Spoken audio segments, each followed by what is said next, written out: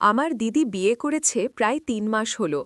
আর আজই প্রথম দুলাভাই মানে অর্ণবদা তাদের নতুন বাড়িতে আমাকে থাকতে বলল কিছুদিনের জন্য। শহরটা আমার কাছে নতুন। কলকাতার ভিড়, আলো সবকিছুতেই একটা অপরিচিত উত্তেজনা। বাড়িতে ঢোকার পর প্রথমেই অর্ণবদা এগিয়ে এলেন। শান্ত মুখ, চোখে এক ধরনের নরম গভীরতা।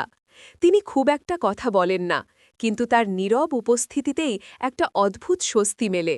রিয়া, তুমি একদম বাড়ির মতো থেকো, ঠিক আছে? হ্যাঁ দুলাভাই, আমি বললাম, একটু লজ্জা পেয়ে। রাতের খাবারের পর আমি বারান্দায় দাঁড়িয়েছিলাম।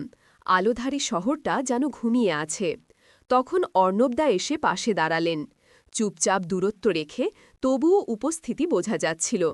শহরের আলো দেখলে মনে হয় না প্রতিটা জানালার পেছনে একটা করে গল্প লুকিয়ে আছে। আমি বললাম, হয়তো কিছু গল্প খুব নীরব থাকে, কিন্তু আলোটা তাদের কথা বলে। সে হেসে তাকালো। চোখে এক মুহূর্তের জন্য একরকম টান অনুভব করলাম, নির্দোষ কিন্তু গভীর। সেই রাতেই বুঝলাম, এই মানুষটা শুধু দিদির স্বামী নয়, এক রহস্যময় চরিত্র, যিনি নিজের ভেতর অনেক অনুভূতি লুকিয়ে রাখেন। আর আমি রিয়া অজান্তেই সেই নীরবতার ভেতর ডুবে যেতে শুরু করলাম। বাইরে তখন হালকা বাতাস বইছে, মনে হচ্ছিল কোনো অদ্ভুত গল্প শুরু হতে চলেছে। একটা এমন গল্প যেখানে শব্দের চেয়ে চোখের ভাষা বেশি জোরালো। পরদিন সকাল থেকেই মাথাটা কেমন ভার লাগছিল, হয়তো রাতে ঠান্ডা হাওয়ায় অনেকক্ষণ দাঁড়িয়ে থাকার ফল। দিদি অফিসে চলে গিয়েছে, বাড়িতে আমি আর অর্ণবদা ছাড়া কেউ নেই চোখের সামনে। সবকিছু একটু ঝাপসা লাগছিল। তখনই শুনলাম দরজায় হালকা টোকা। দেখি অর্ণবদা দাঁড়িয়ে আছে, হাতে এক কাপ গরম চা নিয়ে। জ্বর এসেছে মনে হচ্ছে, তিনি বললেন নিচু গলায়। চা খেয়ে একটু বিশ্রাম নাও, আমি ডাক্তারের ওষুধ এনে দিচ্ছি। তার গলায় এক অদ্ভুত কোমলতা। না, সেটা ভালোবাসা নয়, কিন্তু এক অচেনা যত্ন, যেন নিজের ভেতরে কিছু না বলেও তিনি আমার জন্য কিছু অনুভব করছে। আমি হালকা হেসে বললাম, আপনাকে কষ্ট করতে হবে না, আমি ঠিক হয়ে যাব। কষ্ট না রিয়া, এটা দায়িত্ব নয়, শুধু মানবিকতা, তিনি বললেন শান্তভাবে। তার সেই শব্দগুলো আমার মনে কেমন নরম ছোঁয়া দিল। চুপচাপ চা খেলাম, তারপর জানালার পাশে গিয়ে বসলাম। বাইরে সূর্য উঠছে, অথচ আমার মনটা কেমন ভারী লাগছিল। দুপুরে ঘুম থেকে উঠে দেখি টেবিলে রাখা ওষুধ, এক বাটি ফল কেটে রাখা। তার পাশে একটা ছোট্ট নোট। তুমি না বললেও আমি জানি তুমি ওষুধ খেতে ভুলবে, তাই রেখে ডালাম। হাতের লেখাটা অদ্ভুতভাবে পরিপাটি, কিন্তু তাতে এক অদৃশ্য উষ্ণতা ছিল। নোটটা হাতে নিয়ে আমি কিছুক্ষণ তাকিয়ে রইলাম। বিকেলে যখন অর্ণবদা ফিরে এলেন, আমি বললাম, আপনার লেখা নোটটা আমার খুব ভালো লেগেছে। সে হেসে বলল, তুমি ভালো থাকলে তাতেই আমার শান্তি। তার চোখের সেই নরম দ্বিধাতায় আমার বুকটা হালকা কেঁপে উঠল। আমি মুখে কিছু বলিনি, কিন্তু বুঝতে পারছিলাম এই মানুষটার নীরব যত্নে আমার মন আস্তে আস্তে গলে যাচ্ছে। সন্ধ্যায় দিদি ফিরল, বাড়ি ভরে গেল, আলো, শব্দের স্বাভাবিক কথাবার্তায়।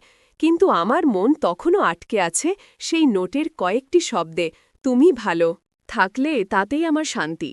রাতের দিকে বারান্দায় বসে আমি বুঝতে পারলাম অর্ণব দাসের কথাগুলো খুব সাধারণ হলেও চোখের ভাষায় যেন অন্য কিছু বলা হচ্ছে, এমন কিছু যা বোঝা যায় কিন্তু উচ্চারণ করা যায় না। সেদিন সন্ধ্যায় বাতাসে হালকা শীতের গন্ধ, আকাশে ফিকে চাঁদ উঠেছে, জানালার পর্দা উড়ে যাচ্ছে আস্তে আস্তে। আমি একা বসেছিলাম বারান্দা, চা হাতে, মনটা অদ্ভুতভাবে শান্ত আবার অস্থির। দিদি তখনও অফিস থেকে ফেরেনি। অর্ণবদা এসে চুপচাপ পাশে বসলেন, কোনো কথা নয়, শুধু নীরব উপস্থিতি। আমরা দুজনেই দূরের আকাশের দিকে তাকিয়েছিলাম। বাতাসে পাতার মৃদু শব্দ, দূরে কুকুরের ডাক, সবকিছু যেন এক মায়াবী নীরবতা তৈরি করছিল। তুমি কি সবসময় এত চুপচাপ থাকো? আমি প্রশ্ন করলাম। হয়তো তিনি বললেন হেসে, চুপচাপ থাকলে অনেক কিছু শোনা যায়, যা শব্দের ভেতর শোনা যায় না। আমি একটু থেমে বললাম, তবুও কখনো কখনো মনে হয় চুপ থাকাটা অনেক কথা লুকিয়ে রাখে। তিনি তাকালেন আমার দিকে, চোখে এক গভীর শান্ত দৃষ্টি, যেন কিছু বলতে চেয়েও থেমে যাচ্ছেন। আমার বুকের ভেতরটা কেমন কেঁপে উঠল। বাতাসে তখন হালকা ঠান্ডা, আর আমি বুঝতে পারছিলাম এই নীরবতায় কিছু অজানা কথা গড়ে উঠছে। রিয়া অর্ণবদা বললেন, ধীরে, তুমি খুব সহজ, খুব পরিষ্কার। তোমার আশেপাশে থাকলে অদ্ভুত শান্তি পাই। আমি মৃদু হেসে বললাম, তবে আমি যদি কখনো এই শান্তিতে একটু ঢেউ তুলি? তিনি একটু চুপ করে আমার দিকে তাকিয়ে রইলেন, তারপর আস্তে বললেন, কিছু ঢেউ শান্তিকে ভাঙে না, বরং তাকে আরও গভীর করে। সেই মুহূর্তে আমার চোখে চোখ পড়ল না, কোনো শব্দ নেই, কিন্তু মনে হচ্ছিল একে অপরের ভেতর ডুবে যাচ্ছি। নিঃশব্দে হাওয়ায় উড়ে আসা চুল ঠিক করতে গিয়ে আঙুল ছুঁয়ে গেল তার হাতে। এক মুহূর্তের জন্য সময় থেমে গেল না। না বলা এক অনুভবের মতো দুজনেই সরে এলাম। কেউ কিছু বললাম না, কিন্তু সেই নীরব স্পর্শ যেন অজান্তেই মনের ভেতর থেকে গেল। অর্ণব দাস সেই শান্ত চোখ দুটো যেন বলছিল, আমাদের গল্পের কিছু অংশ কখনো বলা যায় না, শুধু অনুভব করা যায়। ওপরের কয়েকদিন অর্ণব দাস দেখা না হলেও তার উপস্থিতি যেন চারপাশে রয়ে গিয়েছিল। চায়ের কাপ হাতে বসে থাকলে মনে হতো তিনি ঠিক পাশে আছেন, নীরবে তাকিয়ে, যেমন সেই সন্ধ্যায় ছিলেন। আমি নিজের মনকে বোঝানোর চেষ্টা করছিলাম, এটা শুধু একরকম বন্ধুত্বের টান, এর বেশি কিছু নাকি।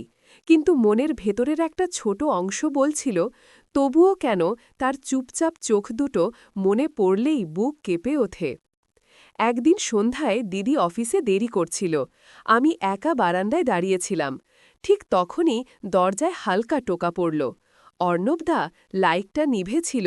ভাবলাম তুমি একা আছো কিনা বললেন নরম গলায়, হাতে একটা ছোট থালা, তাতে গরম চা। আমি অবাক হয়ে হেসে বললাম, এই ঠান্ডায় চা এনেছ? তুমি ঠান্ডা পছন্দ করো না, মনে ছিল? তিনি বললেন হেসে, আমাদের মধ্যে সেই হাসিটা যেন এক অদ্ভুত উষ্ণতা ছড়িয়ে দিল। দুজনেই বারান্দার রেলিংয়ে চা রাখলাম আর নীরবে দাঁড়িয়ে থাকলাম পাশাপাশি। চাঁদের আলো পড়ছিল আমার গালে। অর্ণবদা হঠাৎ বললেন, তুমি জানো জানো রিয়া, কখনো কখনো নীরবতায় সবচেয়ে জোরে কথা বলে। আমি তাকিয়ে বললাম, তাহলে আজ? আমাদের নীরবতা অনেক কথা বলছে মনে হয়। তিনি কিছু বললেন না, কিন্তু তার চোখের দৃষ্টি এত গভীর ছিল যেন সেই চোখের ভেতর আমি নিজের প্রতিচ্ছবি দেখতে পাচ্ছিলাম। এক মুহূর্তে বাতাস বলল, আমার চুল উড়ে এসে তার মুখে লাগল। তিনি ধীরে সেটা সরিয়ে দিলেন, না কোনো বাড়াবাড়ি নয়, শুধু এক অজান্তে যত্নের স্পর্শ। মুহূর্তটা ছিল শান্ত, কোমল আর এক অদ্ভুতভাবে হৃদয় ছোঁয়া।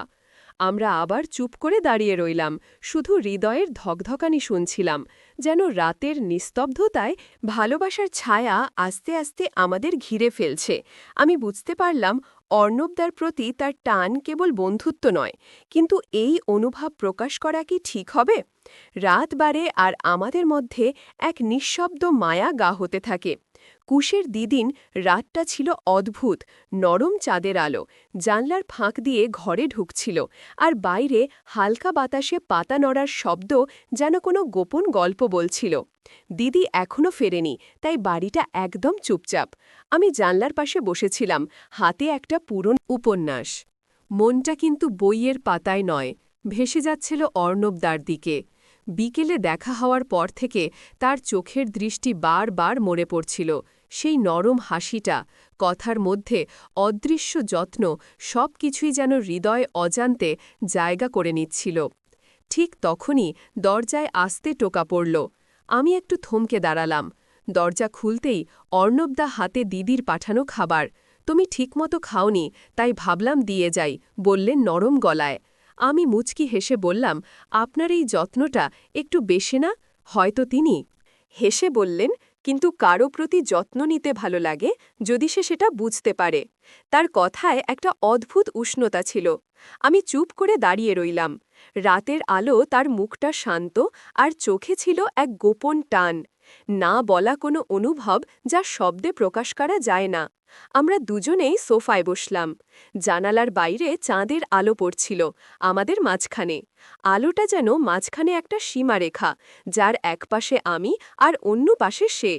কেউই সে সীমা পার করল না, কিন্তু তবুও মনে হচ্ছিল আমরা দুজনেই একই নীরবতায় হারিয়ে যাচ্ছি। রিয়া সে বলল, ধীরে, কখনো কখনো কারো কাছাকাছি এলেও দূরত্বটা বজায় রাখা সবচেয়ে বড় ভালোবাসা। আমি তাকিয়ে বললাম, তাহলে আপনি কি দূরত্বে ভালোবাসেন? সে হেসে মাথা নাড়ল। না, আমি শুধু সম্মান করতে শিখেছি। যাকে ভালো লাগে তাকে শ্রদ্ধা না করলে ভালোবাসাও পূর্ণ হয় না। তার কথা শুনে মনে হল বুকের ভেতর কিছু নরম হয়ে গেল। আমি মাথা নিচু করে হাসলাম। কেন জানি না, সেই মুহূর্তে মনে হল এই মানুষটা আমার জীবনের এক নীরব কবিতা হয়ে রইবে। রাত গভীর হচ্ছিল। চাঁদের আলো ধীরে ধীরে মিলিয়ে যাচ্ছিল। কিন্তু আমাদের নীরবতার ভেতর ভালোবাসার এক নতুন রূপ জন্ম নিচ্ছিল, যেখানে কোনো স্পর্শ নেই, শুধু অনুভূতি, যেখানে কোনো চুমু নেই, শুধু নিঃশব্দ প্রতিশ্রুতি। রাত শেষের দিকে যখন ঘরটা চুপচাপ ছিল, আমি জানালার পাশে বসে ভোরের আলো দেখছিলাম। চাঁদের হালকা আলো মিলেমিশে গেছে সোনালি রোদে। বাইরে কুয়াশা, ভেতরে নীরবতা, সবকিছু যেন এক অদ্ভুত শান্তি তৈরি করছে। আমি ভাবছিলাম অর্ণবদার কথা। গতকাল রাতের নীরব ঘনিষ্ঠতা, তার চুপচাপ যত্ন, চোখের ভেতর লুকানো অজানা অনুভূতি, সবকিছু যেন হৃদয়ের ভেতর গভীর ছাপ ফেলেছে। ঠিক তখনই হঠাৎ কক্ষে হালকা শব্দ। দেখি অর্ণবদা এসে বসেছেন সোফায়, হাতে একটি কাপ চা দিয়েই। তিনি বললেন, ভোরের এই শান্তি সবথেকে সুন্দর, ঠিক যেমন তোমার মতো। রিয়া, আমি লজ্জা পেয়ে চুপ করে তাকিয়ে রইলাম। তার সেই সহজ কথায় মনটা অদ্ভুতভাবে উষ্ণ হয়ে উঠল। আমরা দুজনেই জানালা দিকে তাকিয়ে চুপচাপ বসেছিলাম। বাতাস বইছে, পাতা কেঁপে উঠছে, আর চায়ের কাপের ধোঁয়া আস্তে আস্তে মিলিয়ে যাচ্ছে ভোরের আলো। হঠাৎ তিনি হালকা ফিসফিস করে বললেন, কখনো কখনো কথায় নয়, এই নীরবতা, এই মুহূর্ত সব থেকে বেশি কিছু বলে। আমি মাথা নাড়লাম হালকা হেসে। মনে হচ্ছিল এই নীরবতার মধ্যে আমাদের সম্পর্ক আরও ঘনিষ্ঠ হয়ে উঠেছে। কোনো শব্দ নাই, শুধু অনুভব। এমন এক ঘনিষ্ঠতা যেখানে হৃদয়গুলো একে অপরকে বোঝে নিঃশব্দে। ভোরের আলো ধীরে ধীরে পুরো ঘর ঢেকে দিল। আমরা দুজনেই জানতাম, কিছু অনুভব প্রকাশ না করলেও এই ভোরের নীরবতার মধ্যে ভালোবাসার একটি নতুন অধ্যায় শুরু হয়ে গেছে। শেষ কথাটি নিজের মনে বলে রাখলাম, কিছু ভালোবাসা শব্দের প্রয়োজন হয় না, তা শুধু অনুভব করলেই যথেষ্ট। ভোরের নরম আলো ঘরে ঢুকে পড়েছে, আর বাইরে কোলাহল শুরু হয়েছে। শহরের শব্দ, পাখির ডাক, দোকানের ঝর্নার আওয়াজ। আমি জানালার পাশে দাঁড়িয়ে চায়ের কাপ হাতে বাইরে তাকাচ্ছি। মনটা অদ্ভুতভাবে উত্তেজিত, কিন্তু শান্ত। দৈনন্দিন কাজগুলো করতে করতে হঠাৎ মনে হল, অর্ণবদা কোথায়? আজ সকালেই ওর সঙ্গে কথার কোনো সুযোগ হয়নি। মনে কেমন ঘন ঘন জিজ্ঞাসা উঠছে, ও কি করছে, ও ভাবছে কি? আমার কথা ঠিক তখনই দরজায় হালকা টোকা দেখি। অর্ণবদা দাঁড়িয়ে আছে, হাতে একটি ছোট ফাইল। রিয়া, এটা দেখলে হয়তো ভালো লাগবে, বললেন শান্ত গলায়। আমি অবাক হয়ে ফাইলটা হাতে নিলাম। ফাইলের ভেতরে ছিল দিদির অফিসের কিছু নোট এবং অর্ণবদার হাতে লেখা ছোট্ট ছোট টিপস। সবকিছু সাজানো পরিপাটি, কিন্তু চোখে পৌরল তার নরম ছোট্ট নোট। প্রতিটি কাজ, প্রতিটি দিন একটু খেয়াল রাখলে অনেক সহজ হয়। ও লিখেছে ছোট হস্তাক্ষরে। আমি হেসে বললাম, আপনি সবকিছু এত নিখুঁতভাবে সাজিয়েছেন, মনে হয় আমি ওর পেছনে একটা গল্প পড়ছি। অর্ণবদা হালকা হেসে বললেন, গল্পটা তুমি নিজেই গড়ে তুলছ রিয়া, শুধু আমি সাহায্য করছি। আমাদের চোখে চোখ পড়ল না, বলা অনেক কথার মতো সেই দৃষ্টিতেই যেন একটা অদ্ভুত টান তৈরি হল। আমি বুঝতে পারছিলাম, আমাদের মধ্যে যা গড়ে উঠছে সেটা শুধু বন্ধুত্ব নয়, এক নিরীহ নিরাপদ ঘনিষ্ঠতা, যা প্রকাশের অপেক্ষায় নেই, তবুও চোখের ভাষায় বোঝা যাচ্ছে। সন্ধ্যা পর্যন্ত আমি বারান্দায় বসে বাইরে তাকালাম। চাঁদের আলো, শহরের ধুলো মিশে থাকা আলো এবং অর্ণবদার নিঃশব্দ উপস্থিতি, সবকিছু এক অদ্ভুত রহস্য তৈরি করছে। মনে হল এই দিন শুধু সাধারণ দিন নয়, এখানে কিছু অজানা, কিছু নীরব আকর্ষণ আছে, যা প্রতিটি মুহূর্তে আমার কৌতূহল আরও বাড়াচ্ছে। সন্ধ্যা নেমেছে, ঘরটিতে হালকা আলো, বাইরে হাওয়ায় মৃদু ঝাঁঝালো ঠান্ডা, আর পাতা কেঁপে উঠছে। আমি জানালার পাশে চায়ের কাপ হাতে দাঁড়িয়েছিলাম, মনটা অদ্ভুতভাবে উত্তেজিত, কিন্তু চুপচাপ। ঠিক তখনই অর্ণবদা এসে পাশে বসলেন। কোনো কথা বলা হলো না, শুধু নীরব উপস্থিতি। আমাদের চোখে চোখ পড়ল, আর সেই মুহূর্তে মনে হলো কথার চেয়ে এই নীরবতা অনেক বেশি কিছু বলছে। রিয়া, তিনি হালকা স্বরে বললেন, শান্ত মুহূর্তগুলোই সবচেয়ে অনেক কিছু শেখায়।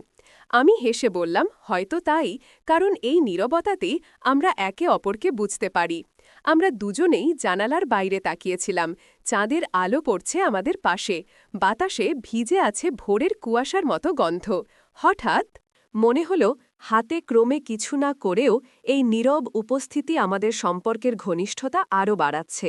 কোনো কথাই হয়নি, কিন্তু মনে হলো এক অদ্ভুত বোঝাপড়া গড়ে উঠেছে। হৃদয়েরগুলো একে অপরকে চিনছে নির্বিঘ্নে, নিঃশব্দে, শান্তভাবে। কিছু অনুভূতি কখনো উচ্চারণের প্রয়োজন হয় না। আমি নিজেই ভেতরে বললাম, শুধু অনুভব করলেই যথেষ্ট। রাত বাড়ছে, বাতাসে হালকা ঠান্ডা, কিন্তু ঘরে আমাদের মধ্যে এক উষ্ণ নির্বরতা। প্রতিটি নিঃশব্দ মুহূর্ত, প্রতিটি দৃষ্টির আদান প্রদান, সবকিছুই যেন এক গল্প বলছে, যা শুধু আমরা দুজনেই বুঝতে পারছি। ভোর হালকা হলেই জানালার ফাঁক দিয়ে সূর্যের আলো ঢুকতে শুরু করল। ঘরের কোণে রাখা গাছের পাতা উজ্জ্বল রোদে ঝলমল করছে। আমি জানালার পাশে দাঁড়িয়ে চুপচাপ তাকিয়েছিলাম। হৃদটা অদ্ভুতভাবে শান্ত, কিন্তু ভেতরে একটা টান। দুদিন ধরে চলা নীরব ঘনিষ্ঠতার কথা ভাবছিলাম। অর্ণবদার সঙ্গে কথার চেয়ে বেশি বোঝাপড়া হচ্ছে চোখের ভাষায়। হঠাৎ দরজার টোকা শুনে আমি ঘুম ভেঙে তাকাই। দেখি অর্ণবদা হাতে এক কাপ গরম চা নিয়ে দাঁড়িয়ে। ভোরে চাতে দিনটা শুরু হয় ভালোভাবে, তিনি বললেন হাসি মিশিয়ে। আমি হেসে উত্তর দিলাম, আপনার এই মনোযোগ সত্যিই অদ্ভুত, ভালো লাগছে। সে হালকা মাথা নাড়াল। ভালোবাসার অনেক রূপ আছে রিয়া, কখনো সেটা বট শব্দে প্রকাশ করতে হয় না, শুধু মনোযোগ দিয়ে বোঝা যায়। ও, আমি চুপচাপ চা নিয়ে জানালার পাশে বসে পড়লাম। ভোরের হালকা বাতাস, গাছের পাতা কেঁপে ওঠা, আর অর্ণবদার নীরব উপস্থিতি, সবকিছু মিলেমিশে এক অদ্ভুত শান্তি তৈরি করল। আজ থেকে আমি নিজে ভেতরে বললাম, এই নিঃশব্দ ঘনিষ্ঠতায় আমাদের প্রতিদিনের প্রতিশ্রুতি হবে। আমরা দুজনেই চুপচাপ বসেছিলাম, না কোনো কথার প্রয়োজন, না কোনো প্রকাশের, শুধু একে অপরের উপস্থিতি অনুভব করা যথেষ্ট ছিল। মুহূর্তগুলো এত নিখুঁত, যেন ভোরের আলো আমাদের নীরবতার সাক্ষী। হিটসটা জানত এই ভোরের প্রতিশ্রুতি শুধু আজকের নয়, আমাদের প্রতিদিনের জীবনের এক নতুন অধ্যায় শুরু করার প্রতিশ্রুতি। দিনের আলো পুরো ঘর ভরে দিল।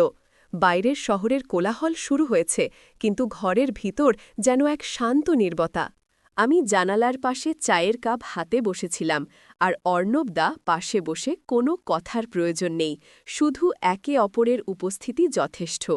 হঠাৎ মনে হলো কিছু মুহূর্ত এমন আসে যা শব্দ ছাড়াই হৃদয়ে ভেসে ওঠে। আমি তার দিকে তাকালাম, সে তাকিয়ে আছে আমার দিকে, চোখে এক কোমল দৃঢ়তা।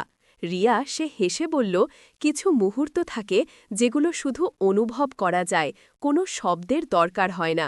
আমি হেসে মাথা নাড়লাম। আমাদের হাত হালকা ছোঁয়া, না বলা কোনো প্রতিশ্রুতি মতো মুহূর্তটা শান্ত, কোমল এবং নিরাপদ একটি ঘনিষ্ঠতা, যা শুধুই অনুভবের ভেতর বাইরে হাওয়া বইছে, পাতাগুলো নড়ছে, আর ঘরে সেই নীরব মিলন। আমরা দুজনেই চুপচাপ থাকলাম, কিন্তু মনে হলো এই নীরব ঘনিষ্ঠতাই আমাদের সম্পর্কের সবচেয়ে বড় প্রকাশ। আমি ভেতরে ভাবলাম, কিছু ভালোবাসার শব্দের অপেক্ষায় নয়, এটি শুধু অনুভবের মধ্যেই পূর্ণ হয়। তো বন্ধুরা, ভিডিওটি ভালো লাগলে কমেন্টে জানাবেন। এই রকম ভালোবাসার গল্প শুনতে চাইলে চ্যানেলটি সাবস্ক্রাইব করুন এবং পাশে থাকুন, আর আপনার বেল আইকনটা বাজিয়ে রাখুন, যাতে নতুন ভিডিও আপলোড করা মাত্র আপনারা দেখতে পান।